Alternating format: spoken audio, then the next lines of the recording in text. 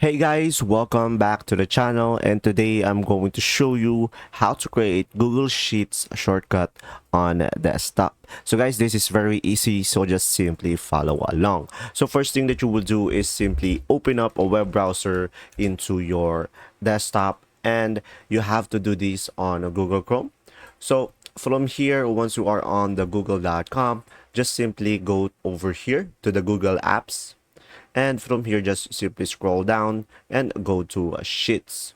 So guys, from here, once you are on the Sheets, just simply go ahead and click on the three dots at the top right of the screen, and from here you should be able to see save and share, and you will see a side tab will open up, and you should be able to see here create shortcut. So just simply click on this, and from here you can just click on create.